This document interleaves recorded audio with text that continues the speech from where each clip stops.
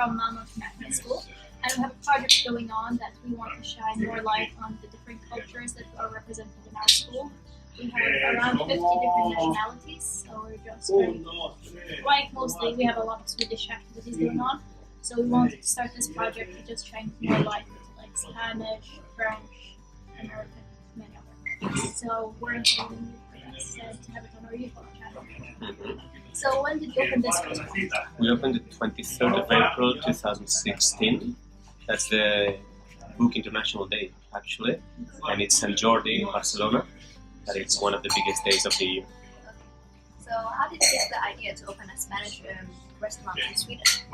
I moved here 4 years ago with my Swedish wife. I was going to have kids. Now I'm going to have my third kid, and I wanted to do something in my own. I had my company, a marketing agency in Barcelona, and I felt there was nothing like this existing in Malmö, and I felt like I wanted my second home since I was coming here to live for the next 10, 15, 20 years.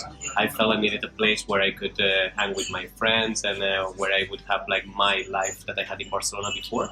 And then I decided to build this place that it's kind of my second home. And with all the philosophy that we have in Barcelona, in the Mediterranean countries, that we're much more social. We hang out around the bar with high tables. We come for coffee, for drinks, for dinner. So I wanted to do something different that I felt that Malmö didn't have to. How did it feel when you brought this new culture into Sweden? Spanish culture, as you said, is not very well represented in Malmö. Did it feel hard? Were you nervous when opening it? Yeah, obviously. I mean, when you start a business, you are extremely nervous. It's a risky thing. It's a lot of big investments. It's time. It's effort. So obviously, you're nervous. But it was really welcoming for because Swedish people, 70% of the Swedes have been in Spain. So actually, they know a lot about our culture. They like it. They like our way to be, much more relaxed, much more, I would say, laid back in a way, not so fine dining. So they really wanted and they really were excited with the idea of having a bar, a Spanish tapas bar. And it got really good appreciation in the beginning, even though we had many wrong things as every business in the beginning. But I felt really welcoming. So how did you think of the name for the restaurant? Vibliotek. I wanted to make a change between all the typical Spanish restaurants that they have really Spanish words and that they are looking like a little bit old-fashioned. And I felt like we didn't want to show Spain in an old-fashioned way. We have like good design, we have cozy atmospheres, and we can be a nice place without being the classical bullfighter Spanish place, right? So this place, you don't see any flags, you don't see any colors from Spain. You don't need to. I'm Catalan, so I have my opinions, political views. But wherever, you don't need to see. I mean, this is much as you're gonna see of the folklore, Spanish folklore, like Sevillana. But you don't have any of these things around, and that's important to show it in a different way. Bibliotek, it's bibliotek, that it's a Nordic word. It works in Danish, in Norska, in Swedish, and it's a place where you learn something, a library.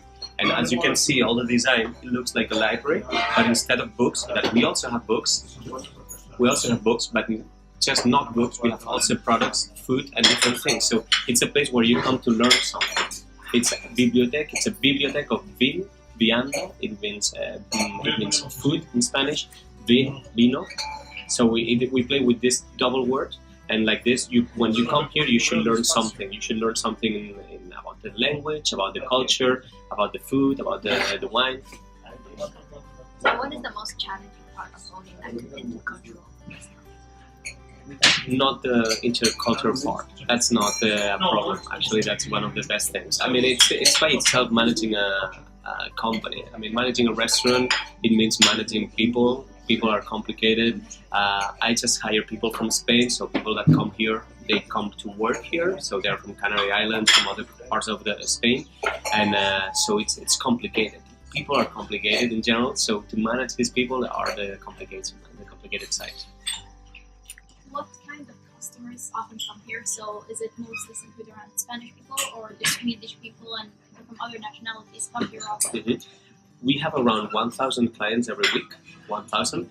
I would say that 10% would be Spanish, because we have a big community, Spanish community, and they love to be here, and they hang out every 3-4 days per week. They come here to meet and everything, but most of the people are Swedish. I mean, we are in Malmö, so most of them, they are Swedish. The big majority are Swedish, and then obviously we have a big expat community, so French, Italian, South American people. We have lots of different things, and I have the feeling that many Swedes, they love to come here and hear so much Spanish, because Spanish people, Latin people, they usually gather around the bar in the high tables. So you arrive here and suddenly you see the waiters talking to the clients and everything in Spanish, and Swedes feel like, okay, that's pretty authentic, that's pretty big in Spain in a way. So what difference is the restaurant from other restaurants? Basically, that we have Spanish staff instead of Swedish or any other nationalities. That we don't do any exceptions for or hints to the Swedish culture. That's Spanish in all the senses, in the way we cook the food, in the way we serve the food, in all the ways. So I think that we are pretty unique in Sweden. Actually, as a Spanish restaurant, I've been in many Spanish restaurants, and many people that has been in Sweden in many other Spanish restaurants, they always say that this is the most authentic place they have ever been outside Spain, actually. If you're opening the restaurant every day, do you have something? Do you do something to prepare yourself? What do you do to prepare the restaurant? Yeah, I mean, I work 4 days per week in the restaurant, and the rest I work as a manager at home or somewhere or here. The kitchen opens at 9 o'clock with someone preparing, starting to produce, and for the outside we start like 1 hour before opening. And as you can see, I mean, there are many things to open. I mean, we have to open the terrace, we have to fix everything with glasses, with the tables, with everything has to be prepared. We are starting with lunch, and we have a little lunch buffet, and then we have to prepare the whole lunch buffet. So when you arrive here, I mean, it has to be everything settled out. So it's all these preparations 1 hour before opening. So is there a story behind creating this menu, like a family recipe or some kind of background story? Not any story like a family or something. My cousin, actually, he's the executive chef. That means that he's not here, but he's directing how we should cook things. So he's been building all the recipes and all the formulation. So he does this, and then my staff here, they have to produce, they have to do what he said, and he comes every month to check that things are being served as we planned in the beginning. Well, you opened the restaurant, so of course you had to have a passion for this thing. So when did you identify your passion and love for food and making food? Yeah, I have passion more for people and socializing and communicating than for the food by itself. I love to meet with my friends to drink and eat something. And as I told you before, I wanted to create an experience like I do have when I go to Barcelona and I talk to my friends and let's meet, and we meet in a bar and then we hang out there for 3 hours. So I want to do the same thing. The thing is that when I moved here, I decide, okay, now I have the option to do something here, and what could I do? And then after analyzing the country, I decided I had two options. One option that it's paddle, like kind of tennis sport. I don't know if you play paddle, like small tennis sport. And the other one was a restaurant concept. And I really prefer food, drink, and meeting my friends than playing paddle. So I decided to go on for this option.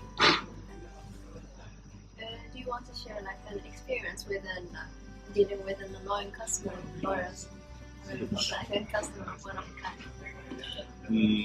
I think better not. We have 1,000 clients per week, usually really nice people that they come often and they come regularly and they come back.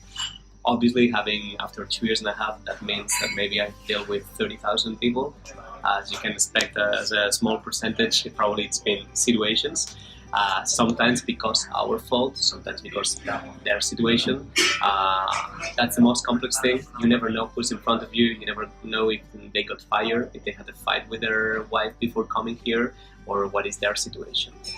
There's a lot of psychology on this job. You have to try to not be impulsive, to be patient, to understand the other side. I'm not patient at all.